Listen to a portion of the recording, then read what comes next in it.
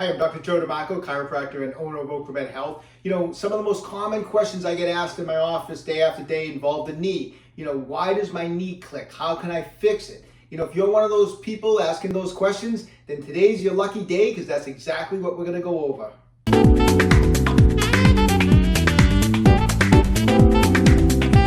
So before we get into the information on today's video, I'd just like to say that, if you've been watching my videos on YouTube and you've been enjoying its content, please take a second right now, subscribe to my channel, turn on your notifications. When I put out a new video, you'll get notified. Also, at the end of the video, if you enjoyed the content, if you feel like you learned a little something, I appreciate a thumbs up, okay? So let's get right into it. Now, first off, I'd just like to clarify, what are we talking about today? What I'm going to discuss is that sound, that clicking sound in the knee. You go up and down on a squat, and as you go down, you hear click. And when you come up, you hear click. It's a distinct clicking type of a sound. I'm not talking about, and I just want to be clear on this, I'm not talking about that grinding sound that you hear when you go up and down on a squat. That's a different condition. That's what we call, a lot of times referred to as crepitus. It's known as chondromalacia patella. What that has to do with is, if this is my little kneecap here, or patella, on the inside is some nice smooth cartilage. And as the patella glides up and down, that smooth cartilage allows the kneecap to glide back and forth. As we get some wear and tear through the knee, a lot of time it's associated with age. That nice smooth cartilage on the back side of the kneecap becomes a little rougher, and as you move, it does not glide smoothly anymore. It's rough, and so it creates that sound that anyone over probably 35 or 40 knows exactly what I'm talking about. That is crepitus. We're not talking about that today. We're talking about knee clicking, okay? So what are we dealing with when we're dealing with the click in the knee? All right, as we mentioned, the patella, or the kneecap, glides back and forth, and many of you might have heard that the kneecap is in like a track, almost like a train track. A lot of people will use that analogy, that as the leg is moving and the kneecap goes back and forth like this, it's in a somewhat of a track. Now, unlike a train that takes a lot of force, obviously, for a train to get knocked off its track, the human body is a finely run, finely tuned machine. It doesn't take much for this kneecap to come off of its track. When it's not gliding smoothly on its track, and it's in a situation where something is tugging and pulling on it, and it's chronically kind of coming off, every time it comes off, a lot of times it will make a sound, it will make a click. And so you go down to squat, and you go down, and about halfway down or all the way down, it depends, everyone's different, you hear click, and you come back up, you hear click. I mean, sometimes it's on every single rep, it can drive you crazy. Other times it may just be occasionally you might hear a click. But that clicking sound is often referred with the patella being off its track. All right, so let's talk about one of the most common ways that the kneecap gets thrown off its normal track. It has to do with the quadriceps muscles. In particular, it has to do with the quadricep muscle that actually comes down the furthest, and it's on the inside, known as the vastus medialis, or commonly referred to as the VMO. It's this muscle right in here, and unlike the other three quadricep muscles, this one comes down the lowest. It's right next to the patella, or the kneecap. When you look at it from this angle, you can see that even better. A lot of times people nickname the VMO as like the teardrop. It has a teardrop effect in through here, and when this muscle comes down, you can see how much lower it comes down, and it almost abuts the kneecap down here. So why is that important? Well, this muscle, just like all muscles of the body, should be nice and elastic. When we're moving that leg, the VMO, which is just like the other three quadricep muscles, they all converge down. They form into a common tendon known as the quadricep tendon. It encapsulates the kneecap and attaches over here, what's known as the patella tendon. So when you're moving the leg back and forth or going up and down on a squat, this VMO muscle here should be nice and elastic. It should be stretching as you move. And when it's stretching and it's nice and loose, the patella has no stress on it, and it can glide along its track. However, wear and tear, injuries, micro traumas will start to build up what's commonly referred to people will call knots. The knots will affect elasticity. All knots are what are known as fascial adhesions. Adhesions in the muscle will start to develop, and or commonly referred to as scar tissue.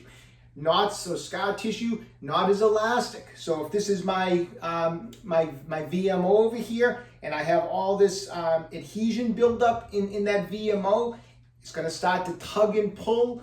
And where's it going to tug and pull? Well, this part of the this vastus medialis is abutting that kneecap right in there. It's in very close proximity to it. And when that elasticity is not there and it starts tugging and pulling, it throws the kneecap off of its normal track, and it can oftentimes create the click. So that's how the click is created, by the kneecap going off of its track by fascial adhesions in the VMO. This is what we do to fix it.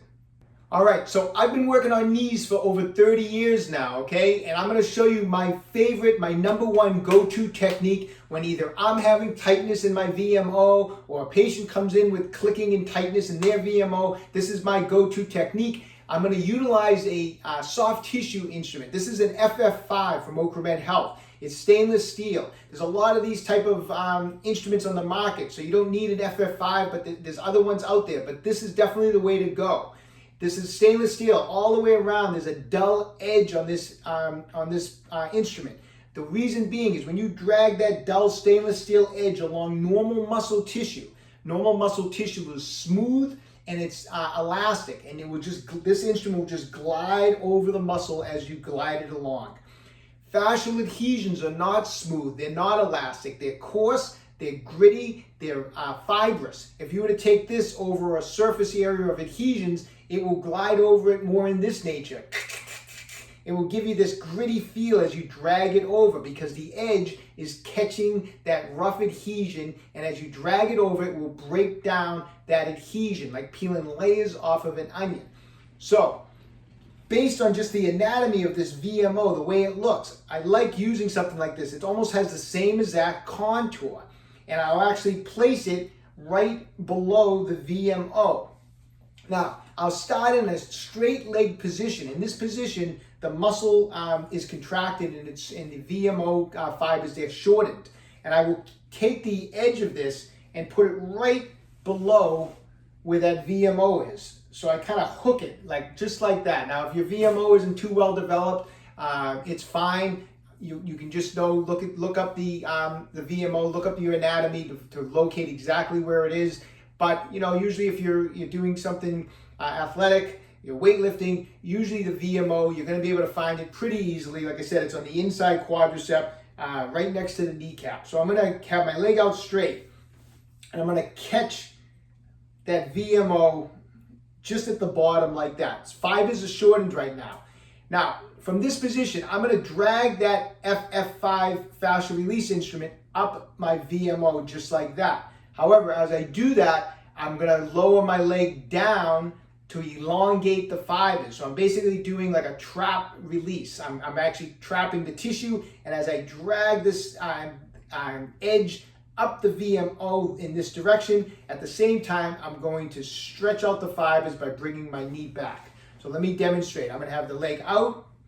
I get just want to make sure you can see it, I get the instrument right underneath the VMO. I'm going to use two hands. From here, I'm going to start dragging it as I slowly bend the knee back, and I'm going to drag it right up just like that. So a nice, slow, controlled maneuver. Once I get about halfway up the leg, I will come back and again, catch it right under the lip of the VMO, start pulling it up, and start bending the knee back like this. Just like that. Nice firm pressure as much as you can take. Obviously, if you've never done it before, go nice and easy.